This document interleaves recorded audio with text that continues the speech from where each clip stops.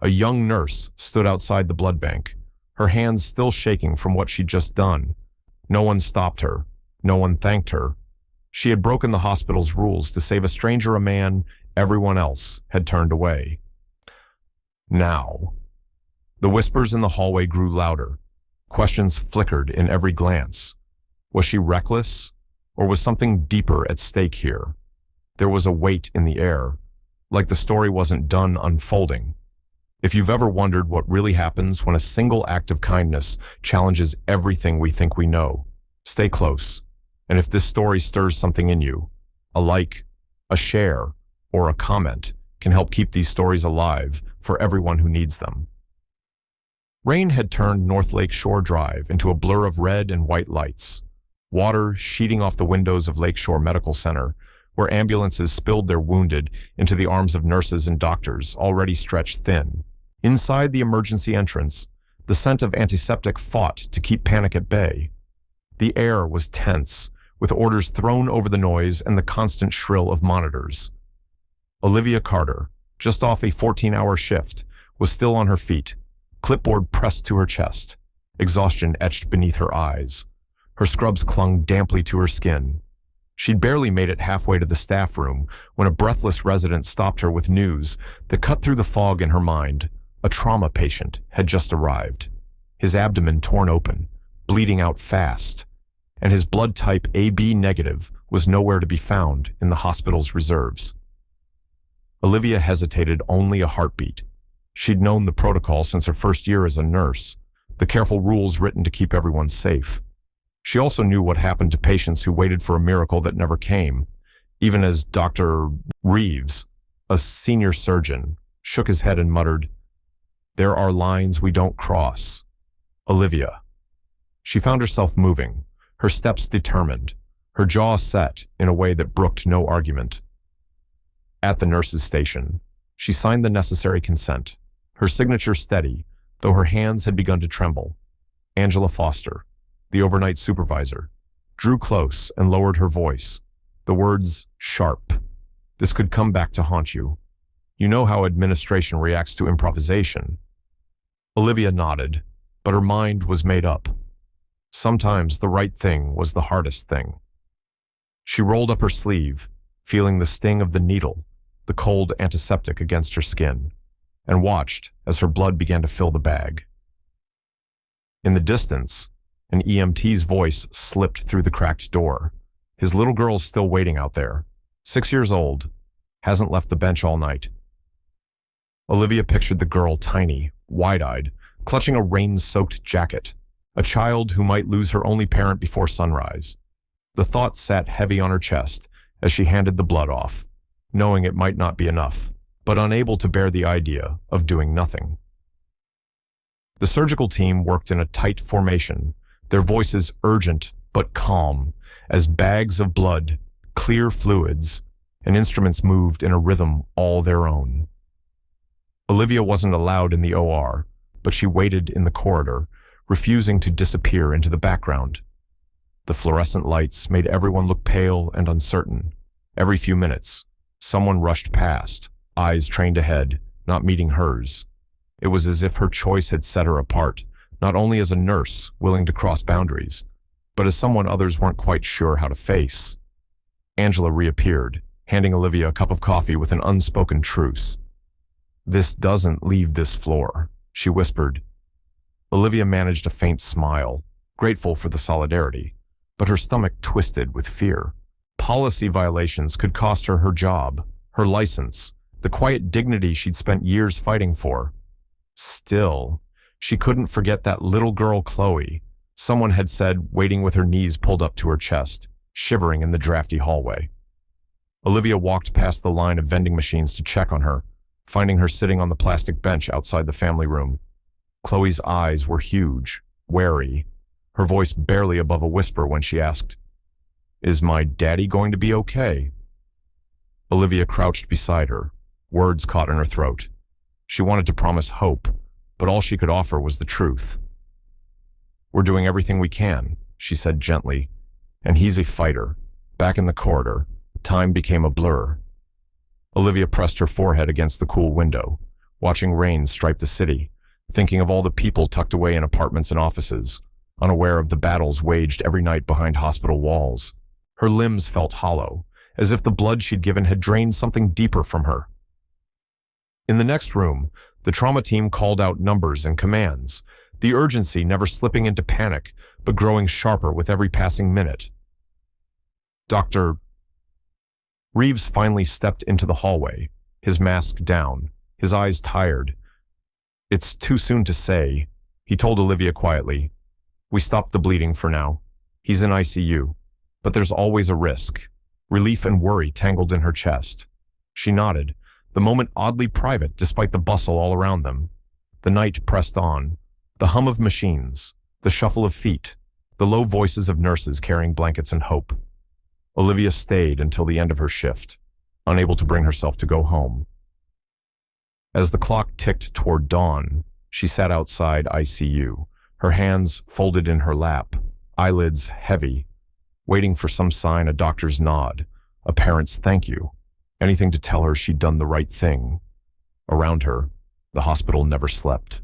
She didn't know what would come next, but she understood this much sometimes. The rules didn't matter.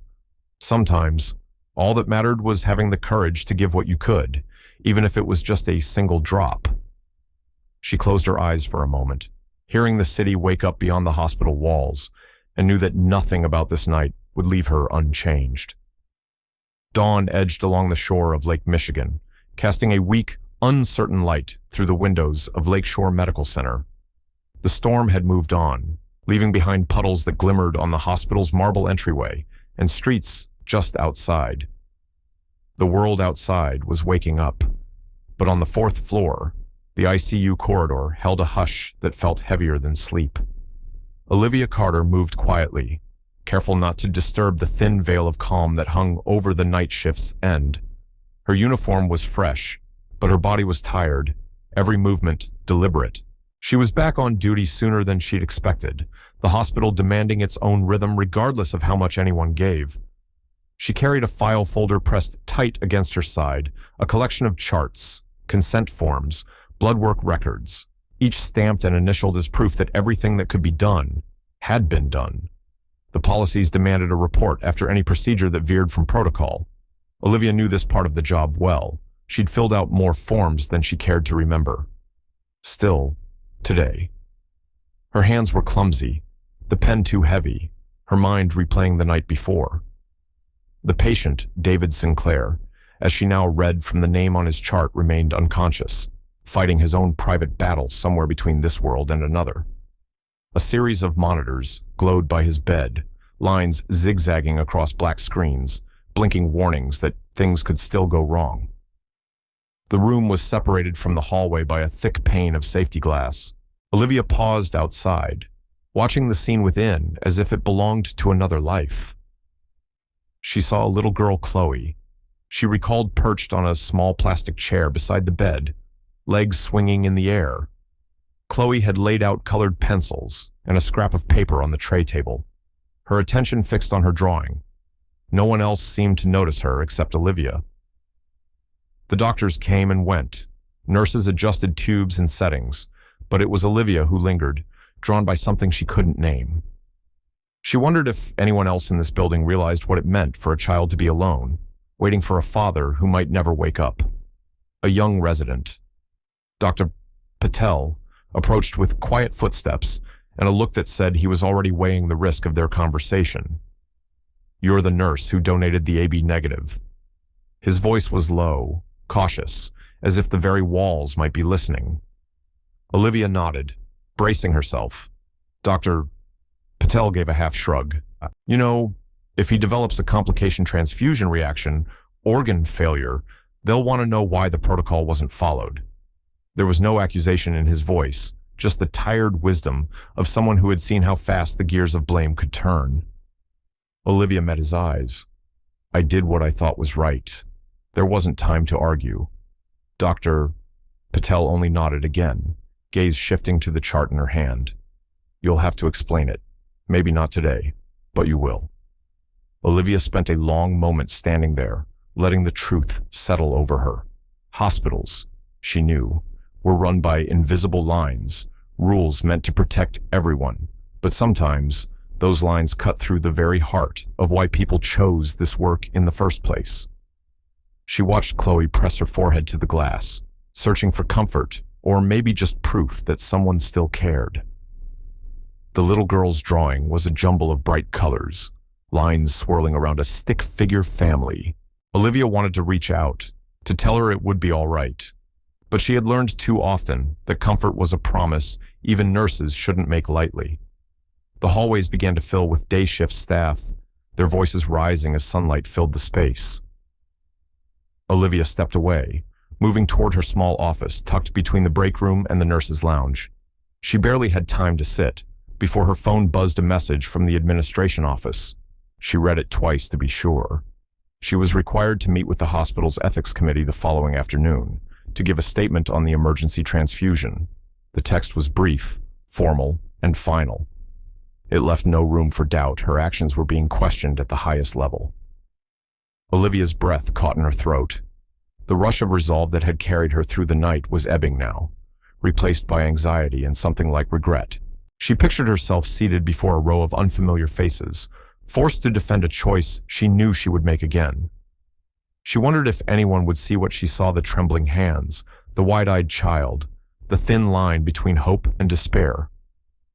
Outside her door, nurses laughed about a birthday cake in the lounge, their voices normal, untouched by what was coming for her. Olivia pressed her hand to her chest, wishing she could find the same ease.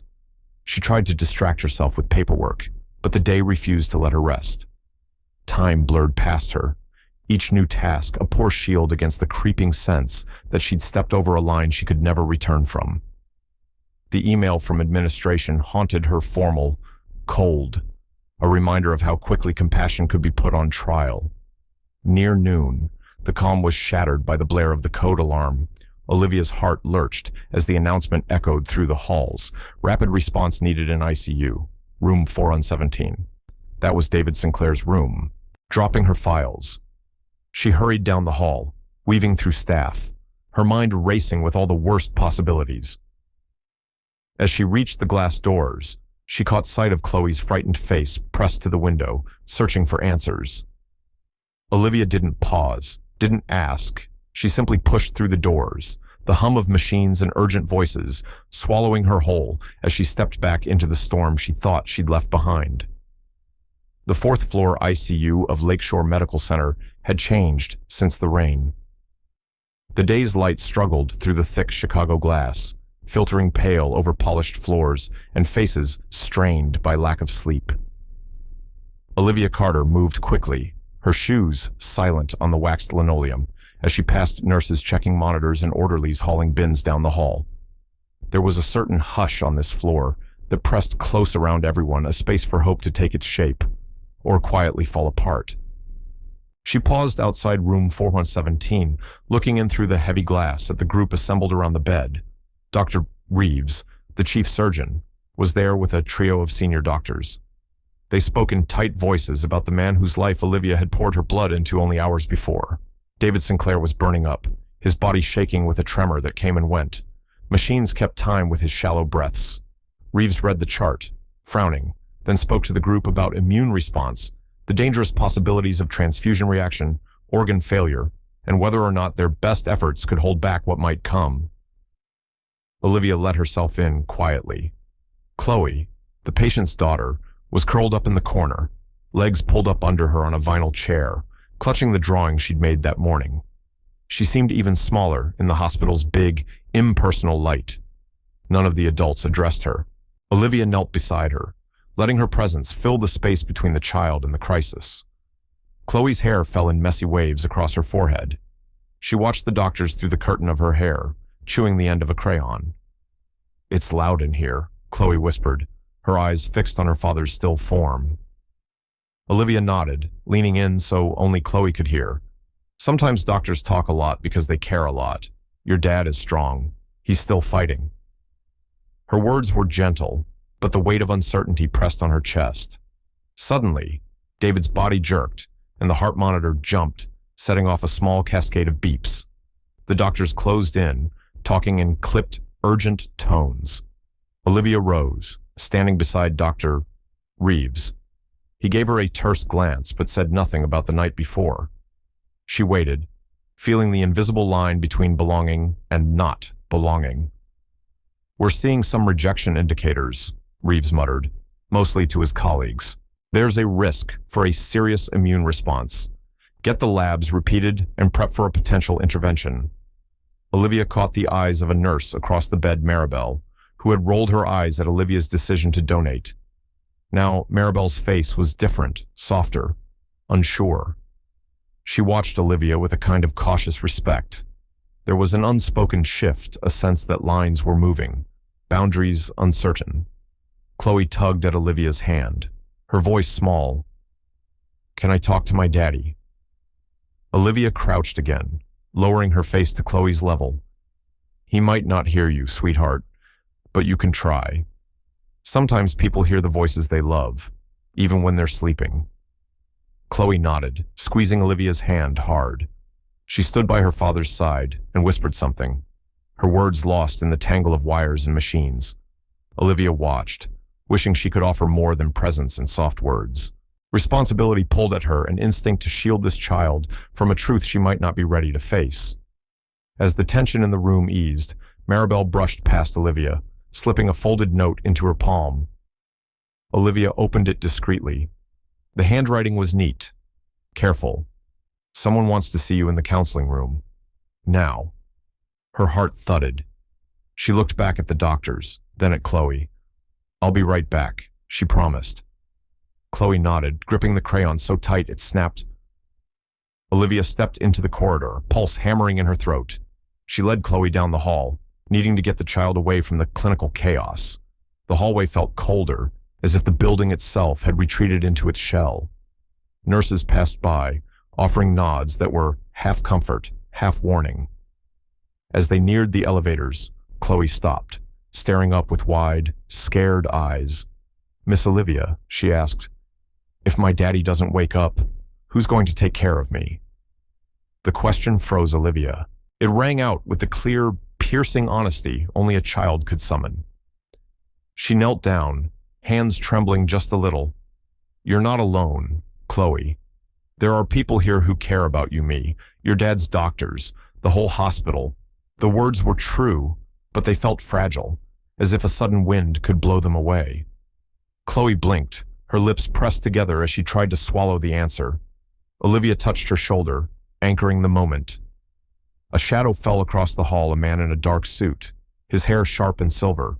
It was the hospital's in-house attorney, Richard Callahan, his eyes sharp and unreadable. He nodded to Olivia with the faintest suggestion of a smile, but there was no comfort in it. Olivia rose, taking Chloe's hand. "We have to be brave for your dad. Let's go talk to the counselor." "All right." Chloe didn't speak. She only squeezed Olivia's hand, harder, her gaze fixed on the silent figure in the suit at the end of the hall, as if she understood that the next door they walked through would open to questions neither of them could yet answer. The counseling room on the first floor of Lakeshore Medical Center was built to calm nerves. Its walls, painted a muted blue, were meant to soothe, yet the space was too quiet, too contained, making every breath Olivia Carter took feel amplified. She sat at a narrow conference table, hands folded in her lap, waiting for the man on the other side to finish reading a stack of forms. Richard Callahan, hospital counsel for more than 20 years, looked over his glasses, with a gaze honed by years of crisis management. He'd seen everything, or so he liked to believe. Richard didn't waste time on pleasantries. "Ms. Carter, we'll need to go over everything again. Start from the beginning, what led you to approve your own blood donation for Mr. Sinclair." He spoke slowly, but his words were clipped. Each sentence pressed in on Olivia, crowding her into her chair. She took a breath and recounted the events, the night shift's chaos, the urgent need for AB negative, the patient's rapid decline, her decision to act when there was no other option. As she spoke, Richard's pen scratched across the paper, marking details, crossing out anything that sounded the least bit emotional. "Was Dr. Reeves aware of your decision before the transfusion?" Richard's voice was sharper now. "He was in surgery." There wasn't time for a full consult, Olivia replied, trying to hold his gaze. I followed the emergency protocol as closely as I could. There wasn't time to wait. Richard clicked his pen shut, leaning forward. You understand. Any deviation from medical protocol opens the hospital to liability. One wrong step. He let the threat hang in the air, an unspoken future where Olivia might be left to answer for more than she could carry. And if there are complications, Ms. Carter. If the patient's condition worsens, Olivia forced herself to sit taller. There were no other AB negative donors on hand. Without the transfusion, he would have died. Richard drummed his fingers on the table. The board is already involved. You'll be asked to explain this to the ethics committee. Everything will go on record, and we'll be obligated to report it to the Illinois Department of Public Health. You may be asked to testify in a formal review. Olivia's heart hammered. She'd faced emergencies, but never a panel of lawyers and executives. She pictured Chloe's small hands, the trust in her eyes. That memory anchored her as she tried to answer every question with the plain truth. I did what I believed was necessary. I would do it again. A pause. The door creaked open, and Dr. Warren, one of the oldest staff physicians, known for his rigid adherence to hospital rules, stepped in, surprising Olivia. He addressed Richard, voice steady but calm. Counselor, I was in the ER last night. I opposed the idea at first, but the reality is, the blood Olivia gave is the reason Mr. Sinclair is alive right now. We had no time, no backup. Sometimes the right call isn't written down in a protocol. His words didn't change the tension in Richard's jaw, but they did linger in the air. Richard raised an eyebrow. I'm sure the board will consider that. But policy is policy. The hospital's reputation is at stake. He returned his attention to Olivia, softening only a little. Until the review. You're to continue your duties, but avoid any non-standard procedures. You'll be contacted soon about the board meeting. Please keep your records organized. As Olivia gathered her papers, she caught the briefest flicker of sympathy in Richard's eyes, gone almost as soon as it appeared. She stepped out of the room, exhaustion settling in her shoulders. The hallway felt colder, emptier than before. She pressed her back against the wall for a moment, finding herself at the edge of something she couldn't fully name, not fear, not regret, but a wary kind of determination.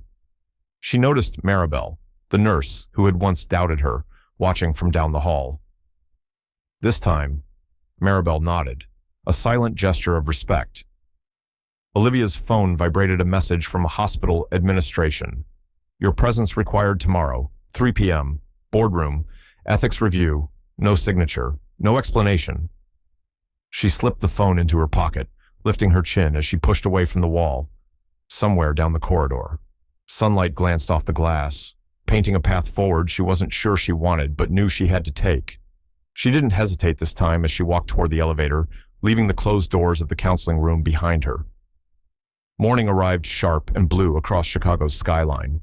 The rain had passed, but in the ICU of Lakeshore Medical Center, the tension felt as taut as ever, stretched thin by questions no shift change could sweep away. Olivia Carter moved quietly through the ward, shoulders hunched in determination.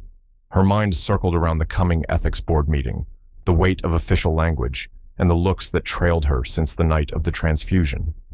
The sun glinted off glass and metal, but everything in her world remained half-lit, uncertain. Her refuge was the staff records room, tucked beside the back staircase. The space smelled of toner and disinfectant, a thin comfort. She gathered the patient file stacks of paperwork that built a wall between her and the hospital's quiet scrutiny. She combed through the charts, double-checking every entry and timestamp, searching for a line of defense to justify her choice.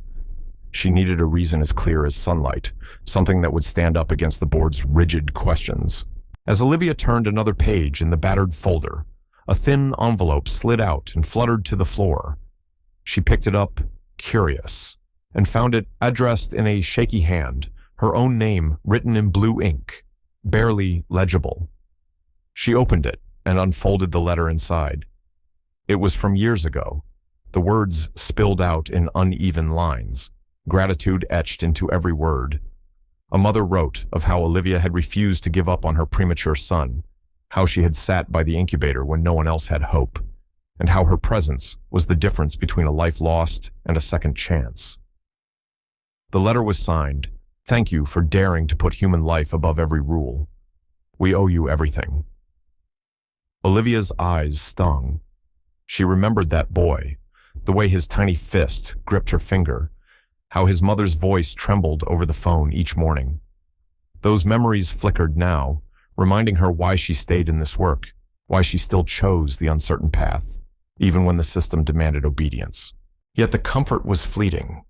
The reality of the upcoming board review closed in again, cold and relentless.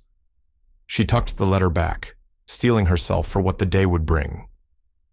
In the hallway, the ICU buzzed with the morning's quiet activity. Colleagues passed by with polite nods, some pausing to offer quiet encouragement, others glancing away. In the break room, hushed voices traded rumors. She could lose her license. Administration wants to make an example. Even those who had been close to Olivia seemed wary now, as if proximity might make them targets, too. A group of senior nurses gathered for the morning handoff. Angela, the nurse manager who'd first scolded Olivia for breaking protocol, stood by the counter, her arms crossed and gaze severe. She listened to a physician question the chain of events, how the blood had been released without direct medical order, whether Olivia had sought proper consent. The room tensed, waiting for Angela to lay blame. Instead, her voice rang out, measured but strong. "Sometimes, you don't get a second to wait for permission. Olivia made a call one I might not have, but I respect it. The patient is alive. Let's not pretend paperwork ever saved a life." The nurses around her exchanged glances, something shifting in the room. Even the doctor seemed caught off guard. Olivia felt a surge of gratitude, the smallest breath of hope, a reminder that even in places built on hierarchy, someone might still see the person behind the decision. Still, the air remained thick with doubt. Olivia spent the rest of the morning organizing notes, rehearsing answers in her mind, struggling to keep her hands from trembling as she pressed her badge at each secured door. The formal summons arrived by noon, an official letter from the ethics board, stamped and signed, outlining the time and place of her hearing. "Your attendance is mandatory. Prepare to answer for the events of March 21st. There was no comfort in the language, only the cold necessity of process. She read the letter twice, a knot forming in her stomach, just as she slipped it into her bag. Her phone vibrated, an unfamiliar number lighting up the screen. The message was short, direct, patient awake. ICU requests you immediately. There was no signature, only urgency. Olivia set aside the paperwork, nerves sharpened into focus. She moved quickly down the corridor, the letter pressed to her palm like a talisman.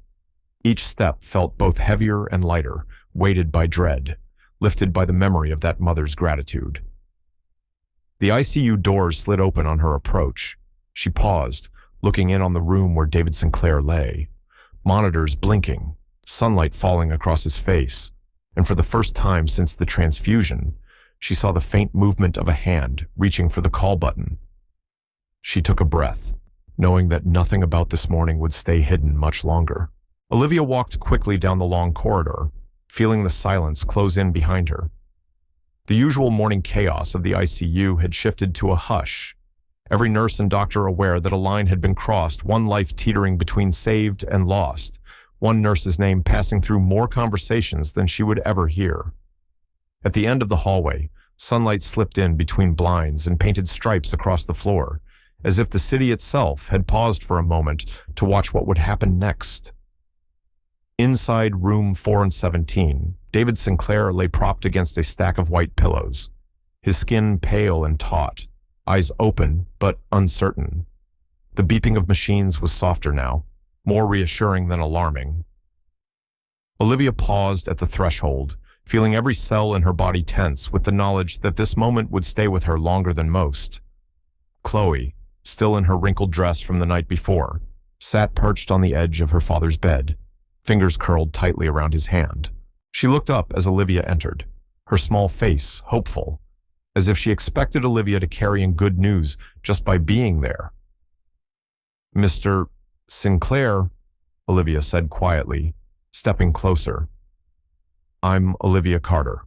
I was with you the night you came in." David's gaze moved slowly to her, taking her in as though she might be a memory trying to solidify into something real. His voice was a rasp, unsure and fragile. "You're the nurse, the one who—" He trailed off, glancing down at his hand, tracing the clear tape over the IV. There was gratitude in his look, but also a kind of wary confusion, like someone searching for the edges of a dream.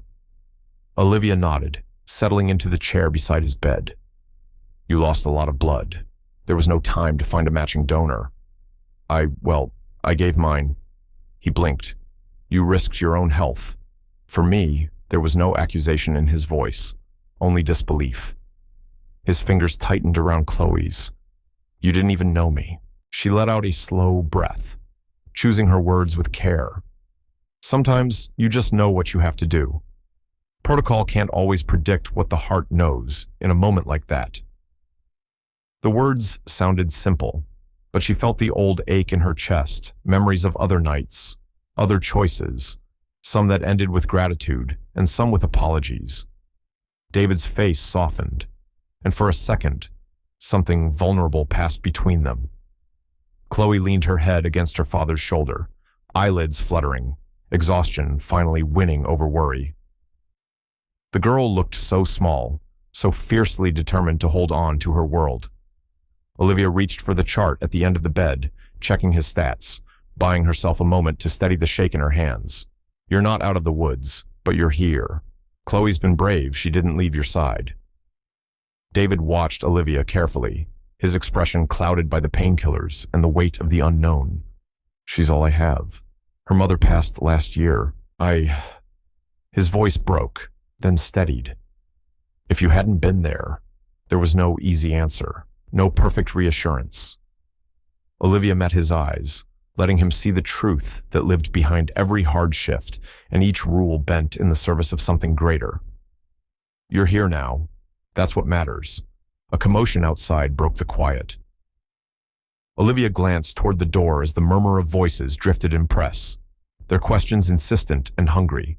She caught the word miracle and rare blood and felt a chill. News had spread, faster than she could have imagined.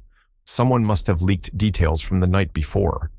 There were reporters and cameras just beyond the frosted glass, the glow of their phones stark in the sterile light. Angela swept in, her presence a shield as much as an interruption. "Ms. Carter, there's a situation in the hallway. Hospital communications wants you to avoid any interviews until this is sorted out. Don't speak to anyone from the press." "Understood," Olivia nodded, glancing back at David. He tried to sit up, but his strength failed him. "I don't want them to bother Chloe," he said quietly. "She doesn't need the world poking into our lives." Olivia reached for his hand, her touch brief but grounding. "I'll make sure she's protected." For a moment, there was nothing but the hum of the monitors and the faint rattle of an IV drip. It was an agreement unspoken, necessary. Chloe stirred, mumbling her father's name. David squeezed her hand and looked at Olivia, eyes damp. "If you hadn't been there, she would have lost everything. I don't know how to thank you."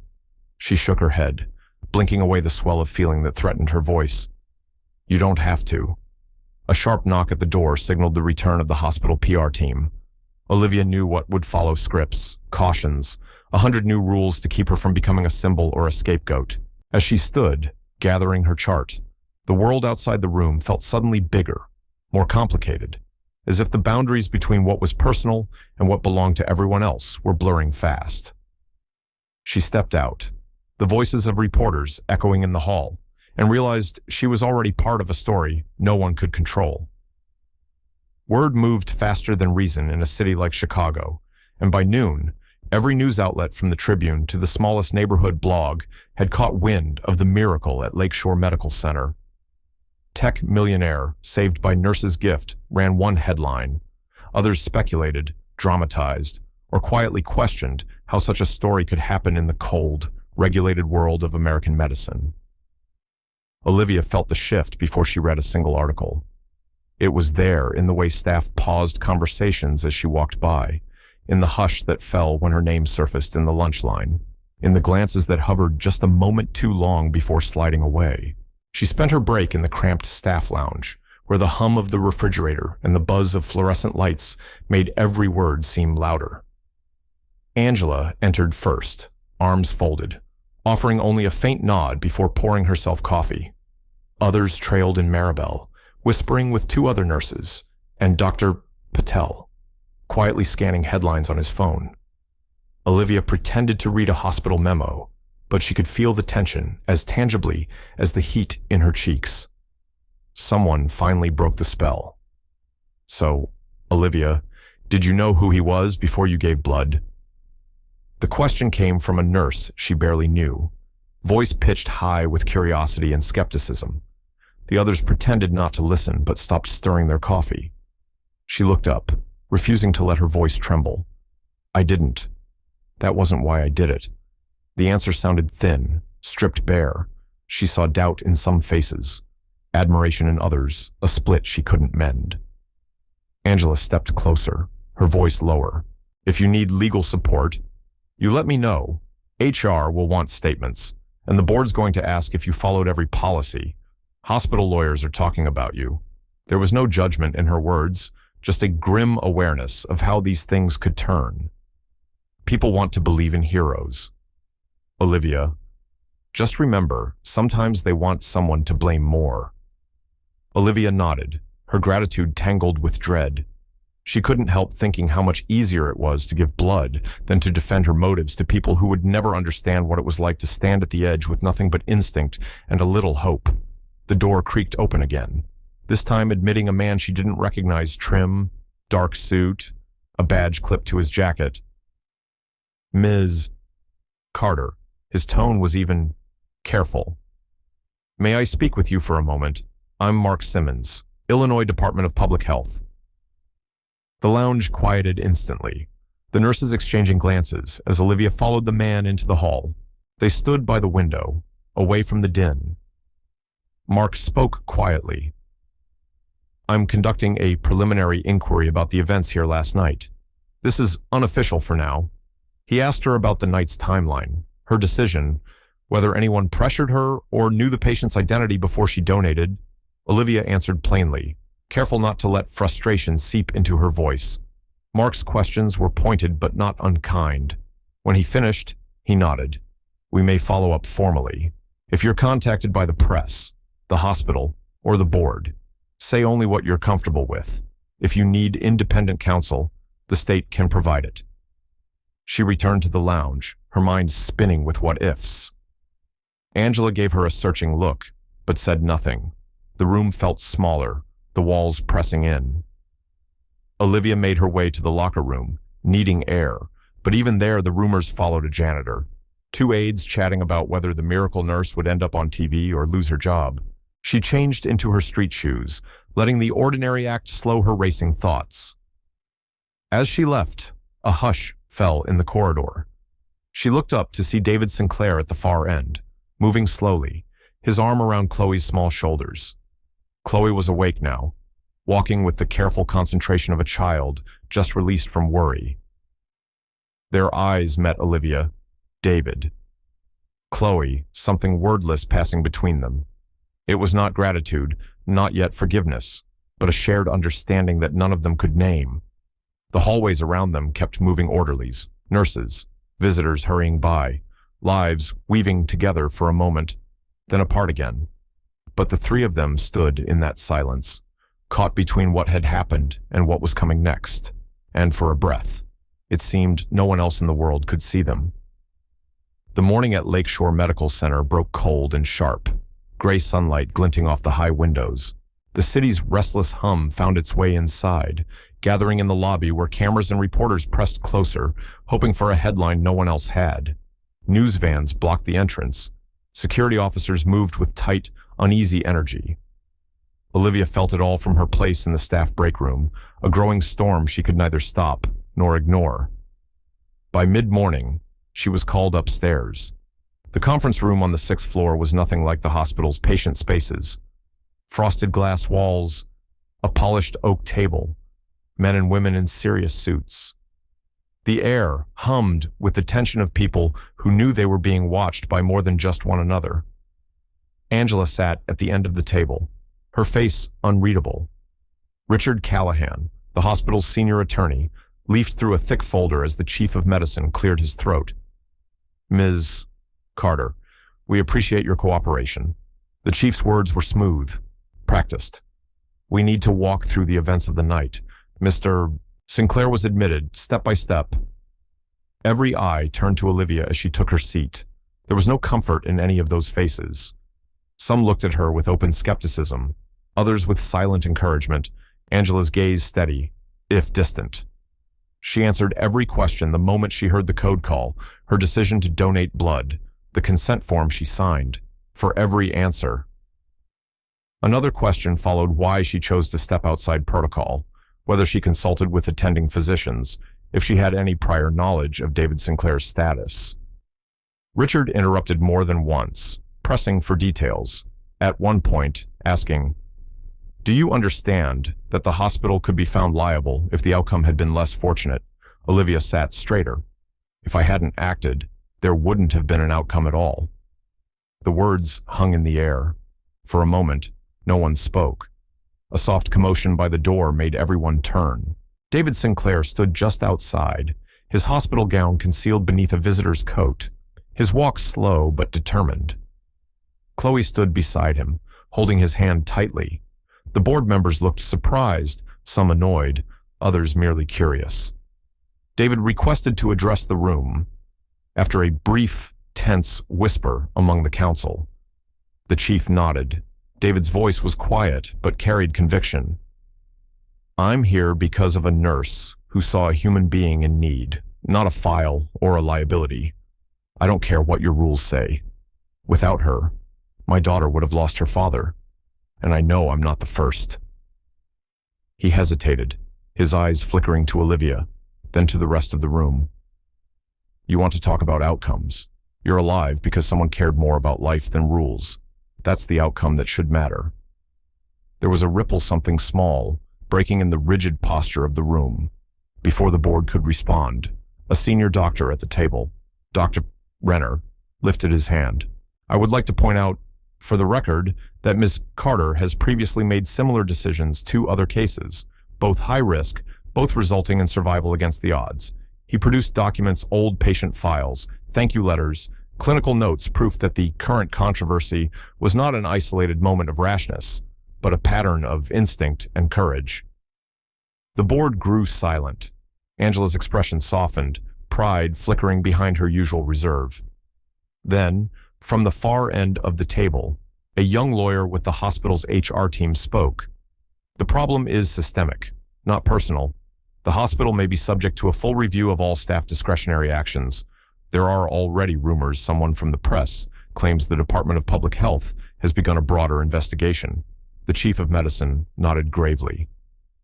"Ms. Carter, you may be asked to testify before an external ethics committee. For now, you're still on duty. We urge you to avoid contact with the media." The meeting ended with little fanfare, each person filing out under the gaze of David and Chloe. Olivia gathered her notes with trembling fingers, aware that the scrutiny had only deepened. When she stepped into the hallway, she found herself the target of flashing cameras and urgent voices. One reporter called out, "Ms. Carter, are you the reason the state is investigating the hospital?" She kept walking, refusing to answer. Later, in the cafeteria, whispers tracked her every step. The nurses' lounge felt smaller than ever, her phone vibrating with news alerts and messages from old friends, strangers, and patients' families, some grateful, some wary, some demanding comment. She walked to the window and watched the city move below. The press gathered like wolves around the entrance, the hospital itself holding its breath, waiting for the next blow to fall. Chicago's morning sky loomed a hard, pewter gray as Olivia walked the polished corridor toward the executive suite. The city's wind, sharp as glass, rattled the windows behind her. She paused just outside the office of Dr. Evelyn Monroe, the hospital's chief medical officer, a woman whose reputation for steel and silence traveled ahead of her through every department. A secretary nodded and waved her in, face unreadable. The air inside Monroe's office was heavy, as if the room itself was waiting for someone to blink first. Monroe sat behind a vast desk. She was not unkind, but there was a precision to her every word, every glance. Sit. Olivia.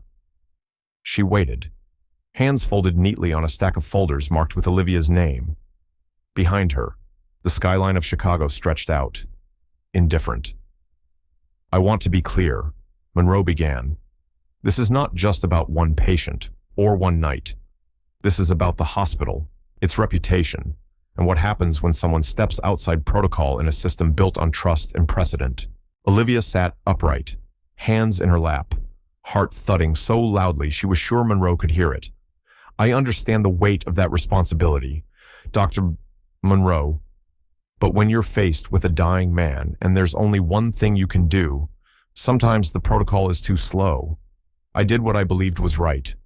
Monroe leaned forward, her eyes narrowing not in anger, but in something harder to read. You know, Ms. Carter, when a nurse acts alone, when a story reaches the public the way yours has, the narrative quickly leaves our hands. You are the face of this hospital now, for better or for worse. Is that what you wanted? Olivia shook her head. I never wanted attention. I only wanted to save him. I didn't even know who he was until after. A silence stretched, thickening the tension. Monroe tapped her pen once, twice. The board is being pressured. Media outside. The city's watching. There is talk from the Department of Health. I have to consider the greater good. Sometimes that means removing the person at the center of the storm. It is easier to sacrifice one for the sake of many. For a heartbeat. Olivia felt herself recede from the room, the world shrinking to the small place where her own doubt lived. All the old worries rushed in. What if they were right? What if her instinct, always so fierce, so certain, had crossed a line this time? She wanted to defend herself, to plead for compassion, but Monroe cut her off. You're suspended, effective immediately, full pay, pending the investigation. You'll hand over your badge and access. Take this time to reflect on your place here. I'll notify you when you may return. And Olivia, choose your next steps with care. This hospital is bigger than either of us. Angela was there at the meeting, sitting farther down the conference table. The same Angela who had challenged Olivia, then shielded her, now met Olivia's gaze with a silence that stung more than any rebuke. No comforting word, no defense, just a careful, neutral look. Olivia tried to catch her eye, but Angela looked away. It was as if she, too, was weighing her own, standing her loyalty against her future at the hospital. Olivia stood and nodded. Thank you for your honesty, Dr. Monroe. Her voice felt small but steady. She left the room, each footstep echoing along the marble floor. The hallway outside seemed longer than before, the air colder, her sense of self fragile. At the end of the corridor, through the frosted glass, Olivia saw a small shape, Chloe, sitting on a plastic chair, swinging her feet and watching the adults with a solemnity too old for her years. Olivia hesitated, knowing her presence might bring more questions than comfort. Still, she walked down the hallway, drawn by something more powerful than fear. Chloe looked up as Olivia passed and whispered, "Are you coming back?" Olivia stopped, not trusting herself to answer. All she could do was reach out, ruffle the girl's hair, and let her hand linger. In that brief moment, all the noise of the world, the media, the doctors, Monroe's cold logic fell away. She walked on, her own reflection stretched thin across the window, the city's gray promise unfolding beneath her feet. Since her suspension, Olivia moved through each day like someone half remembered by the world she once knew. Her badge no longer unlocked doors. Her phone sat silent with the absence of shift updates and team group chats. She found herself circling the glass exterior of Lakeshore Medical Center, the place that had been her shelter and her proving ground for over a decade. Now she was a shadow, moving just beyond reach, her reflection mingling with those of the doctors and nurses she once called family. She spent long hours in the small park across from the hospital. The benches were cold even as spring struggled to warm the city. Sometimes she'd sit with a book in her lap, unread, her eyes drawn again and again to the great sheets of glass that marked the ICU on the 4th floor. Through that barrier, she watched figures come and go scrub-clad, heads bowed over charts, or clustered around bedsides. She saw her colleagues Angela moving briskly, Dr. Liu checking a monitor, even young paramedics she'd coached on their first harrowing nights. Each glimpse stung, reminding her of what she could no longer touch. The isolation grew heavier each day. People in the hospital no longer mentioned her name out loud. In the hallways, she heard it carried in fragments, caught between quick glances and hushed tones. Some avoided her entirely, afraid of being seen speaking to her. Others nodded in sympathy, but quickly looked away. One afternoon, as the sun angled low across the city, she saw a familiar figure making his way toward her across the park's gravel path. David Sinclair walked slower than most men his age, still favoring his right side. But there was a steadiness to his steps that Olivia had not seen in the hospital. His suit was rumpled but clean, a sign that he was reclaiming pieces of himself each day. He sat beside her, silent for a moment. The air between them was filled with sounds of traffic, children's laughter from the playground, and the distant hum of city life. Finally, David spoke. "You look like you're waiting for the next train out of town." Olivia let out a breath, half a laugh. "Feels more like waiting for permission to breathe." He nodded, glancing up at the hospital. "That place takes everything you give, and sometimes it never gives back. I know what it is to feel invisible in the middle of a crowd." She turned, studying him. "You seem stronger." He smiled, the expression tired but real. "Every day, a little more." "Chloe's tougher than I am. She asked to come see you." As if on cue, Chloe dashed across the grass, her hair flying, cheeks red from the wind. She crashed into Olivia's arms with the easy trust of children. "Dad said I should thank you again. He says you gave us a new chance." Olivia hugged the girl, blinking against the sudden sting in her eyes. For a moment, the world shrank to just the three of them, a circle of warmth in the shadow of so much doubt. David looked at Olivia, his voice quiet. "I want you to know what you did matters, not just to us, but to everyone watching. I've been working on something, a way to tell people what happened, why it matters. I'm starting a campaign. It's called A Drop of Hope. People need to see what it means to give, even when it costs you everything. I want you to be the face of it, quietly, if you want. But your story could change things." Olivia shook her head, overwhelmed. "I never wanted attention. I wanted to help. I don't know if I'm the right person for this." David put a hand on her shoulder, grounding her. "That's why you're exactly the right person." Before she could answer, her phone buzzed in her coat pocket. She hesitated, then checked the caller ID, an official number from the Illinois Department of Public Health. Her heart jumped. She answered, voice barely steady. The official's tone was polite but firm. "Ms. Carter, we'd like to speak with you directly, in person." "Not at the hospital. It's about your suspension, and about the incident last week. Are you available tomorrow morning at 9? Olivia agreed, words caught somewhere between relief and anxiety. When she hung up, she looked at David. He searched her face, silent, but she could feel the weight of his hope and the risk that came with it.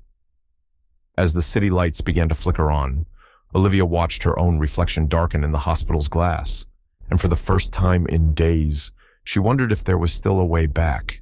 The city's heart beat with a muted urgency as Olivia stepped out of the cold wind and into the marble foyer of Warner & Stein, one of Chicago's oldest law firms.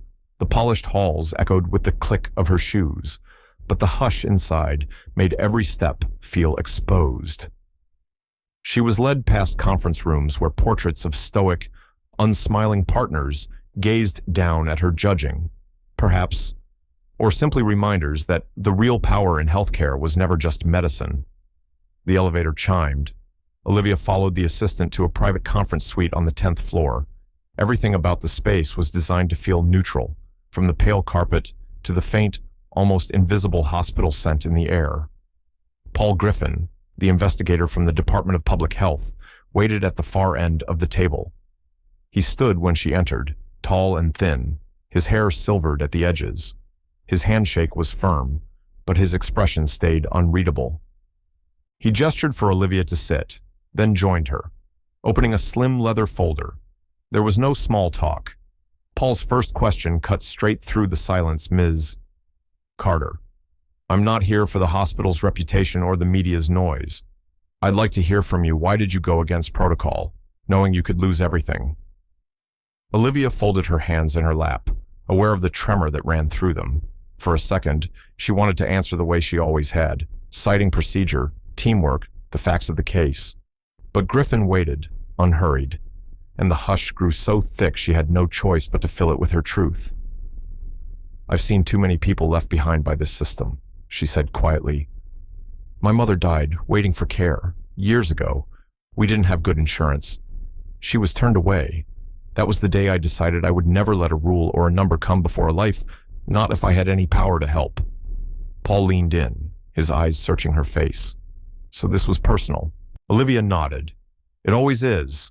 When you stand by a bed and see a child begging for her father not to die, if I had let him go, Chloe would have lost her world. The risk, it was real. But some lines, you cross because you know what's on the other side. He tapped his pen, looking not at her, but through the wide window where the city shivered in light. Most people don't risk their careers for strangers. Olivia took a long breath. I think we all want to be the person who would. Maybe I needed to prove to myself that it was possible. Paul closed the folder with a quiet click. For a moment, Olivia felt the weight of all her years in medicine settle on her shoulders, not just the long nights, but every argument, every time she'd been dismissed or accused of caring too much. She remembered being told, again and again, to know her place, to be realistic, to protect the hospital first. But she also remembered holding the hands of patients whose families never came, or who slipped away while the paperwork was being checked. She felt those ghosts standing behind her, now witnesses, not burdens. Paul's voice softened. You're not under criminal investigation. There was no violation of the law in your decision to donate blood. The trouble is, your case revealed something else. We're looking at a pattern, other emergency decisions, some turned away, some not documented, some based on the patient's insurance or financial risk to the hospital. Olivia froze, the air growing thick again. Are you saying this goes beyond me? She asked. He nodded. Someone at Lakeshore is manipulating protocol for reasons that aren't always about patient care. I wanted you to know that because you have a choice now. You can step back, or you can help us uncover the truth. For a moment, Olivia's mind flashed back to every time she'd been told to let it go or don't ask questions. Biao. She realized she was no longer just fighting for her career. She was fighting for the silent stories that never made it past the waiting room. She looked out at the city, bathed in gold afternoon light. There was something hopeful in the way the sun hit the river.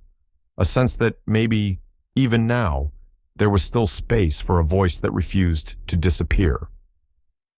When Olivia left the building, her steps felt steadier, the late sunlight warm on her face.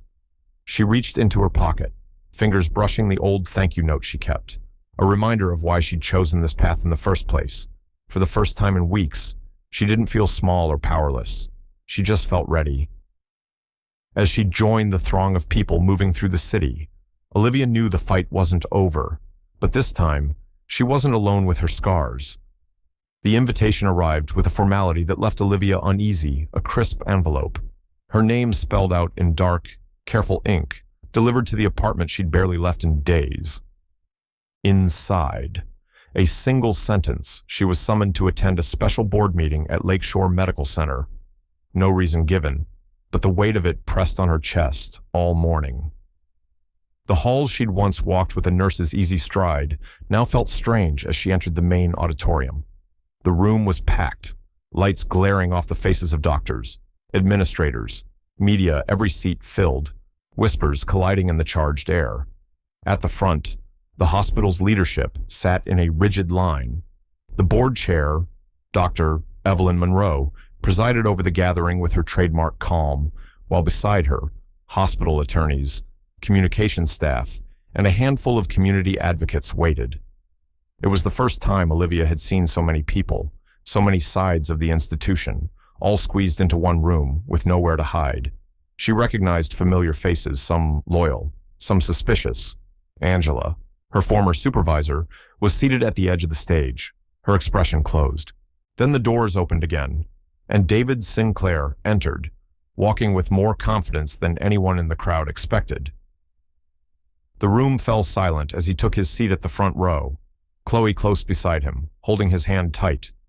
Monroe announced the agenda, reading in the neutral voice of someone determined to keep order in open hearing on ethical conduct and emergency decision-making in patient care. Cameras flashed. A few reporters scribbled notes. Olivia forced herself to breathe as her name was called. She stepped to the microphone, heart pounding, but her voice when she found it was steady. "I do not regret what I did. I wish no one ever had to choose between a policy and a life. But if I were to do it again, I would still put the patient first." The room tensed. A board member pressed further. "Did you consider the risk you put the hospital under?" Olivia met their gaze. "I considered the risk of a child losing her father. In that moment, nothing else could matter more." She saw faces soften, others harden, but it was Angela, who had been so quick to judge, who surprised everyone. She stood and faced the board. Her voice trembled at first, but grew stronger. "I questioned Olivia's actions. I worried about the rules. But watching what she did, and hearing from families she's helped, I know now that we need more people willing to step beyond the handbook. I support her. I wish I had sooner." A hush fell. For the first time, Olivia felt the collective weight in the room shift, some part of the old suspicion washing away. Dr. Monroe gathered herself, looking from Olivia to David, then back to the board. A heated debate followed, concerns for protocol, fear of lawsuits, reminders of the media storm. But a current of something gentler ran beneath it, respect for someone who'd risked everything, not for reward, but for a stranger's life. The decision came near the end of the day. After tempers had cooled and voices had lowered, Dr. Monroe, with the air of someone trying to carry both responsibility and mercy, delivered the verdict. "Ms. Carter will not be terminated. Instead, we are instituting a full review of our emergency protocols and a task force to ensure compassion is never lost in our system again." A wave of relief and disbelief swept the auditorium. Angela squeezed Olivia's hand in the hallway, tears brimming in her eyes. "You changed more than you'll ever know." Olivia only nodded, unsure she deserved the credit. As she gathered her things, her phone buzzed with a new message. It was from David. A short invitation, typed without flourish. "Will you join me and Chloe at the opening of A Drop of Hope? I'd like you there with us." At the start. That evening, Olivia stood outside the hospital as dusk gathered, the air cool but gentle. For the first time in a long while, she felt a door opening, not just for her, but for everyone who ever wondered if courage was worth it. The evening air was cool, threaded with a fine mist that clung to the brick paths winding behind Lakeshore Medical Center. Small puddles gleamed beneath the glow of newly strung lights, casting gentle reflections onto the shoes of guests gathering for the garden's dedication. This place, once little more than an empty yard, had been transformed into a sanctuary for the hospital's children and their families.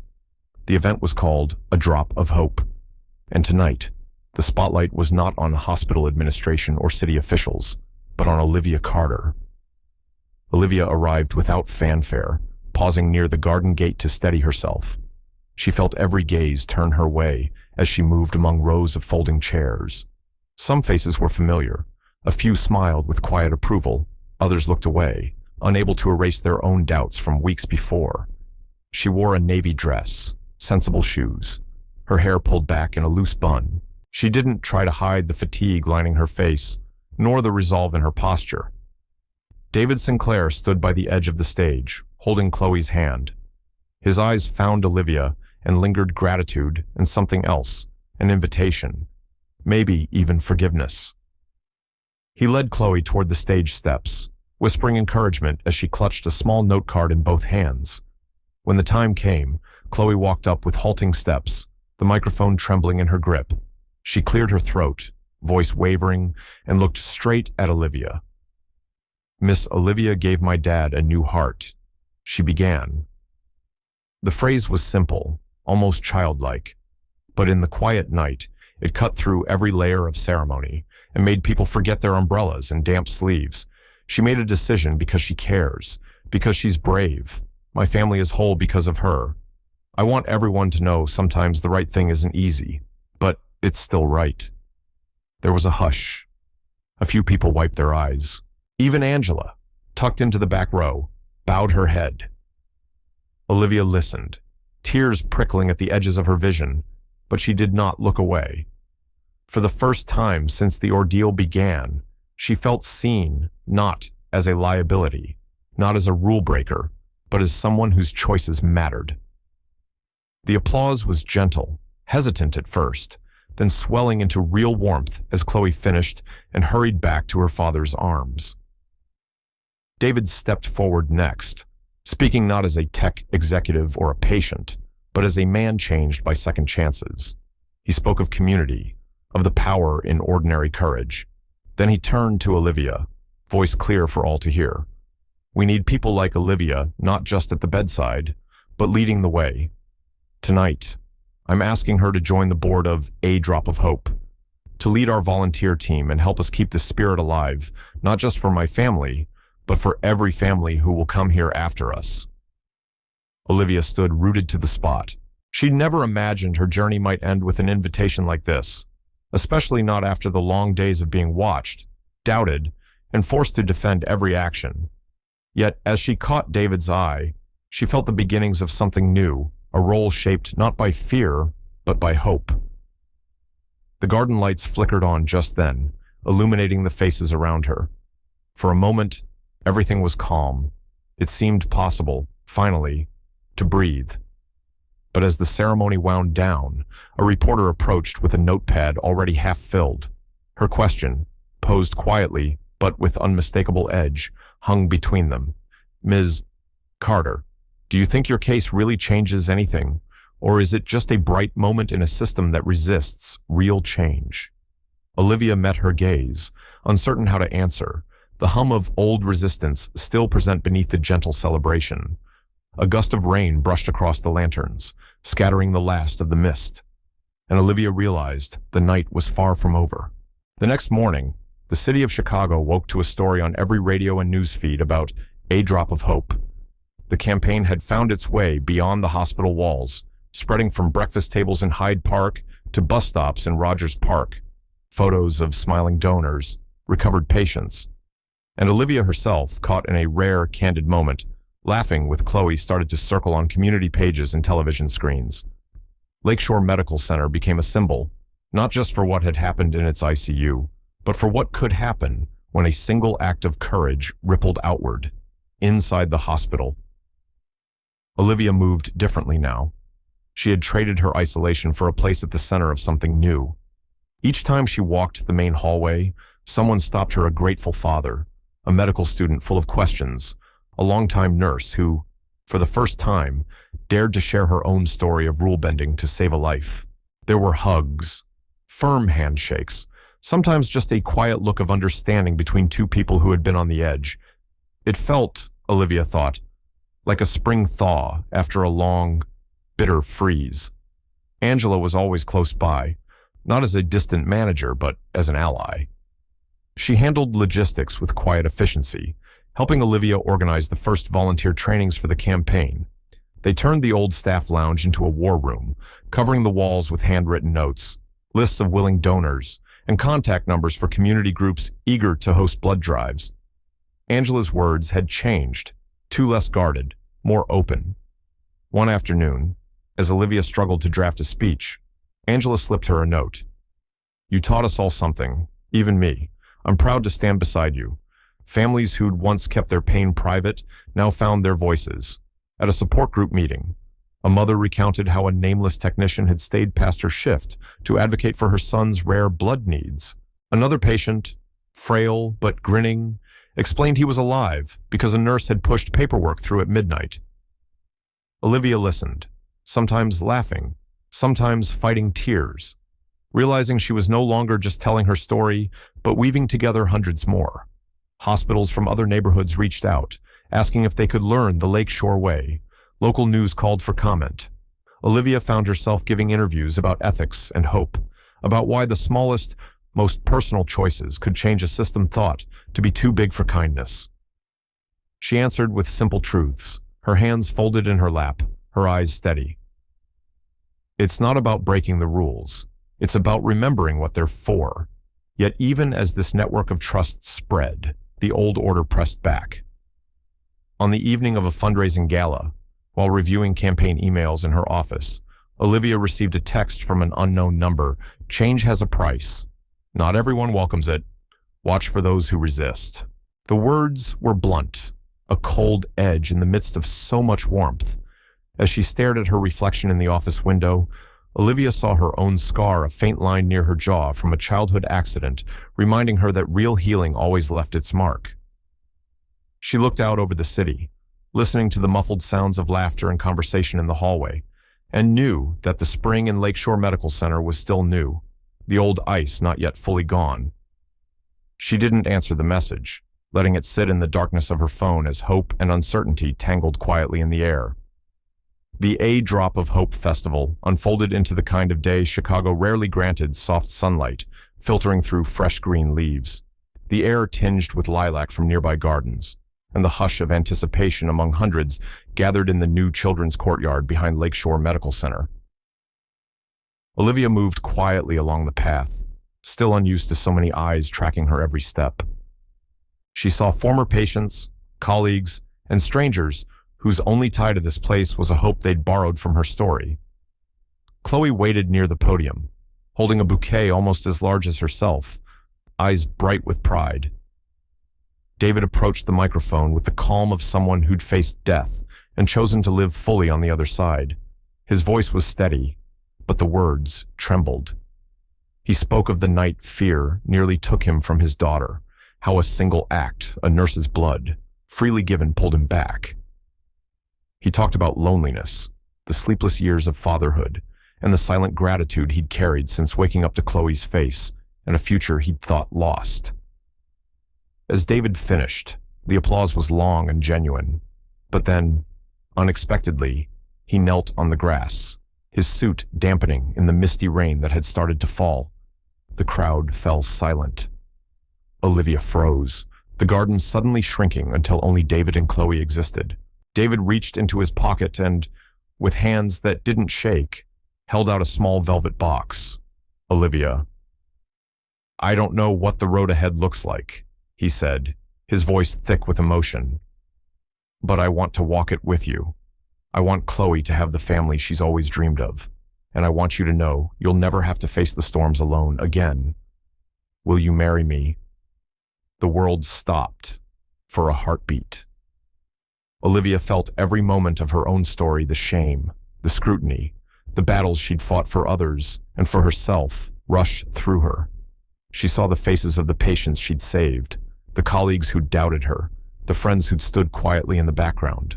Most of all, she saw her own reflection older, braver, less afraid. She looked at Chloe, whose little hands clutched her dress, eyes wide with hope. She looked at David, whose certainty radiated not just love, but a promise that her pain had meaning, that her scars were not things to hide, but proof of the life she'd chosen. With tears streaking her face, Olivia nodded.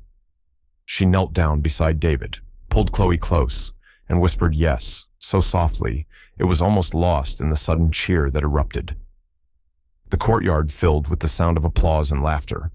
The pealing of small bronze bells hung for the occasion, one for every child whose life had been saved this year. In that moment, as families and nurses and even doctors pressed in to offer congratulations, the boundaries that had once divided them, status, doubt, memory, seemed to melt away. The rain came harder, but no one ran for cover. David slipped the ring onto Olivia's finger. Chloe threw her arms around both of them, and for a brief, brilliant moment, the weight of the past was nothing compared to the light in their eyes. Far on the edge of the celebration, a figure lingered beneath an old oak, watching in silence as hope took root where old wounds had bled. A month passed, and the children's garden at Lakeshore Medical Center shimmered beneath the early summer sun. The wind carried a warm promise across the open lawn, rustling the flags along the new path where patients' families mingled with volunteers. Olivia walked among them, no longer the nurse who once kept to the background, but now the guiding spirit of a citywide network devoted to giving and hope. She carried no title except what people called her in passing mentor, friend, the one who listens. Some of her old colleagues stopped her with quiet questions, seeking advice about the gray spaces in their work. Others simply wanted to say thank you, voices soft with memory. Angela greeted her near the edge of the garden, holding a stack of forms for another hospital outreach, her face lighter than Olivia had ever seen. Together, they exchanged a look that said more than words about what forgiveness, real and earned, could feel like. Parents and children, many of whom had once been mere statistics in files, now filled the garden with laughter. Chloe darted through the crowd with her friends, bright pink shoes flashing on the stone. David stood under a willow tree, his hands deep in his pockets, watching Olivia with an expression so open that it felt like a promise of patience, of partnership, of whatever came next. The sound of the commemoration bells drifted across the lawn, each one a quiet tribute to a life once at risk, now renewed. Olivia let the noise wash over her. The garden felt sacred, not for any one person's triumph, but for all the hearts that had changed hers most of all. She took a moment alone by the old oak tree, remembering how small and scared she'd once felt, standing on the outside of things. Now she understood the scars from the past were no longer burdens, but threads in the tapestry of her life. Each choice, each risk, each act of courage had shaped her into someone who didn't just survive, but who led and inspired others to do the same. The old resentments and judgments of the past no longer held her. Instead, Olivia measured her days by quiet victories, a grateful look from a child, a hesitant volunteer finding confidence, a colleague daring to do what was right. She realized she had nothing left to prove. The work spoke for itself, and so did the lives she'd touched. David joined her by the tree, Chloe running up to take both their hands. For a while, they just stood in the sunlight, letting the breeze move through them, saying nothing. The city stretched out beyond the walls of the hospital, alive with its endless struggles and small kindnesses. Olivia smiled, a deep and steady thing. She had become more than her wounds, more than the sum of all the nights spent fighting for a seat at the table. She'd learned that sometimes the greatest changes begin quietly, with one person willing to light a match in the dark. And as the laughter rose up from the garden, Olivia felt certain that every flame, no matter how small, could spark a world of new beginnings. Late sunlight slipped through the hospital garden, catching on the faces of people who no longer looked away from each other. Sometimes, all it takes is a single voice in a crowded room, or a gentle hand reaching back when the world expects you to let go.